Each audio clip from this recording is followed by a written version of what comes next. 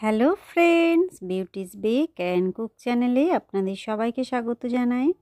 আজকে একটা chocolate cake আমি ডেকোরেশন করে আপনাদের দেখাবো।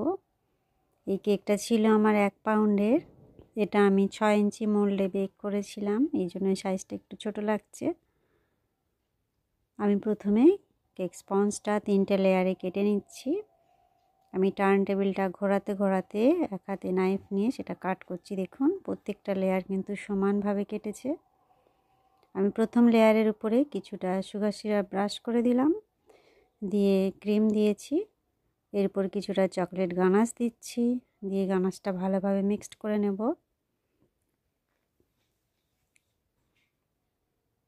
আস্তে আস্তে কেকের চারিপাশে আমি সমানভাবে এটা লাগিয়ে নিচ্ছি।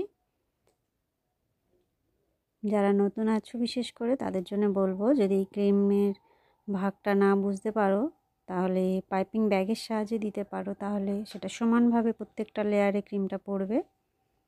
আমি কিছুটা চকো চিপস এর সঙ্গে দিয়ে দিলাম। এটা খেতে ভীষণ মজাদার হয়। বাচ্চাদের ভীষণ পছন্দের কেক হলো চকলেট, এই জন্য আমি যতটা পারি চকলেটটা বেশি করে দেওয়ার চিন্তা করি। আমি সেকেন্ড লেয়ার দিলাম, একইভাবে উপরে গানাশ দিচ্ছি। এই গানাশটা আমি 100 গ্রাম চকলেট আর 100 গ্রাম হুইপ ক্রিম এই দুটোকে মেল্ট করেছি।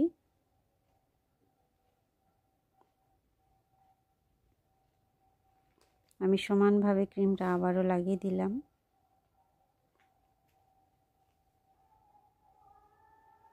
কিছুটা চকো চিপস দিচ্ছি।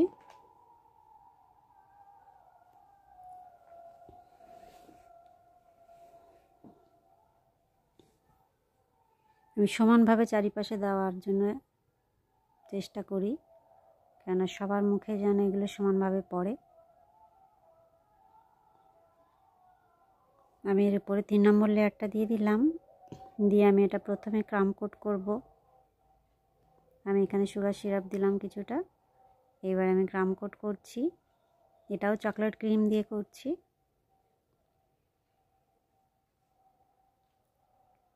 ক্রাম কোট করে আমি 10 মিনিট ফ্রিজে রাখবো, তারপরে এটা ফাইনাল লেয়ার দেব।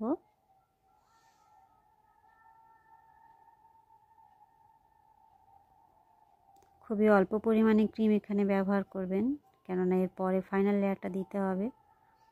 ক্রাম কোটটা করা ভীষণ দরকার, কেননা অনেক সময় কেকের যে গুঁড়াগুলো থেকে যায় সেগুলো উপরে উঠে আসলে ফিনিশিং ভালো লাগে না দেখতে। এই কারণে ক্রাম কোট করে ফ্রিজে রাখলে কেকটা সেট হয়ে যায়, তারপরে ফাইনাল লেয়ারটা দিলে ভালো লাগে। আমি এখানে 10 মিনিট পরে ফ্রিজ থেকে বার করেছি, করে এটা ফাইনাল লেয়ার দিচ্ছি।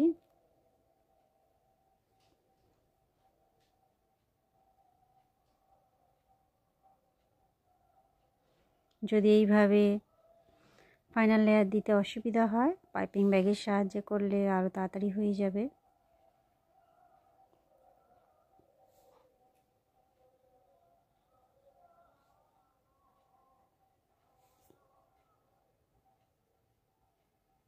কিভাবে কাজটা করছি একটু খেয়াল করুন।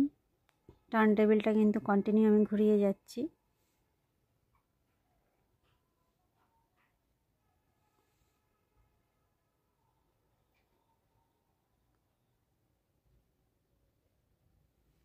এই ফাইনাল লেয়ারের পরে আমি 2 ঘন্টা ফ্রিজে রাখবো, তারপরে এর উপরে আমি গানাশ দেব। 2 ঘন্টা ফ্রিজে রেখে আমি গানাশটা দিচ্ছি, কেননা গানাশটা একটু গরম অবস্থায় দিতে হয়, খুব গরম নয়, একদম কুসুম গরম। আর কেক যদি আপনার ঠান্ডা না হয় তাহলে ক্রিমটা কিন্তু মেল্ট হয়ে যাবে গরম পেয়ে। আমি সাইডে ড্রিপিং দিচ্ছি, কিন্তু এটা আবার স্প্রেড করে দেব। এইভাবে দেওয়ার কারণটা হলো চকলেট বেশি নষ্ট হয় না। অনেক সময় খুব বেশি চকলেট দিয়ে ফেললে সেটা বোর্ডে বেসে আর কি পুরো চকলেট ভর্তি হয়ে যায়, বোর্ডটাও নষ্ট হয়, নোংরা হয়। দেখুন আমার কত সুন্দরভাবে চকলেটটা দেওয়া হয়ে গেছে। এইবার আমি কতগুলি ফুল বানাবো, এটা R11 নজেল দিয়ে করছি। আমি দুটো কালার ইউজ করব, সাদা আর ব্রাউন। এটা একটু ছোট সাইজের নজেল, আর একটা যেটা ব্যবহার করব সেটা একটু বড় সাইজের। প্রথমে ভেতরেরটা আমি ছোট নজেল দিয়ে করেছি, এবার এটা বড় নজেল দিয়ে করছি। এটাও রোজ নজেল। দুটো শেডের কালার দেখুন কত সুন্দর, ভালো লাগছে।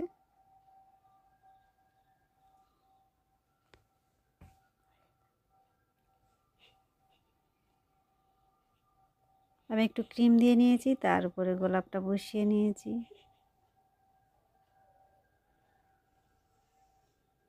আমি আবারও একটা গোলাপ বানাচ্ছি।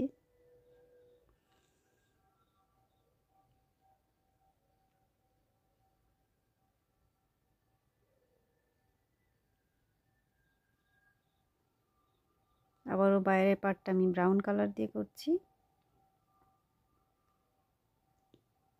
এইভাবে দুটো কালার ইউজ করা যায় খুব ইজিলি, দেখতেও ভালো লাগে। সব সময় একই রকম ডিজাইন ভালো লাগে না দেখতে।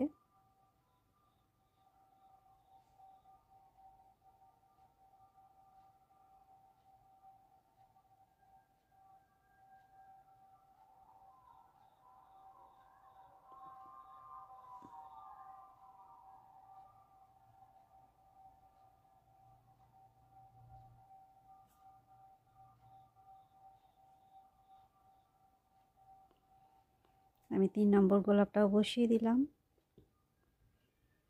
আমি সব সময় গোলাপ বসানোর সময় একটু করে ক্রিম দিয়েছি, নিশ্চয়ই খেয়াল করেছেন। এই বর্ডারটা আমি করছি সাদা ক্রিম দিয়েই, আর R11 নজল দিয়েই করছি, আপ ডাউন করে করে।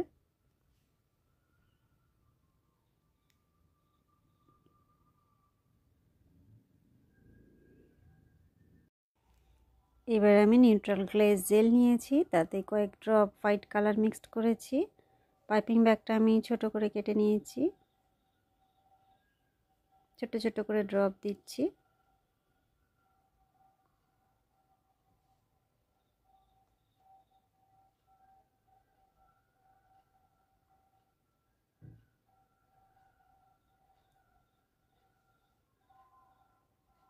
এবার একটা টুথপিক দিয়ে আমি এগুলো টেনে দিচ্ছি। দেখুন ছোট ছোট লাভ শেপ হয়ে যাচ্ছে।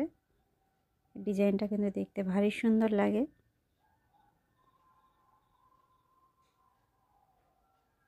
আমি সাইডেও একইভাবে করছি, ছোট ছোট করে ডট দিচ্ছি, পরে এগুলো টেনে দেব।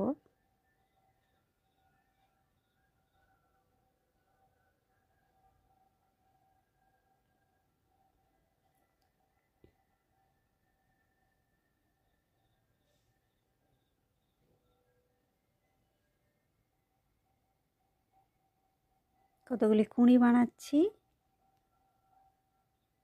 কিভাবে বানাচ্ছি দেখুন। সব কিছু বলে বোঝানো যায় না, একটু দেখে শিখতে হবে।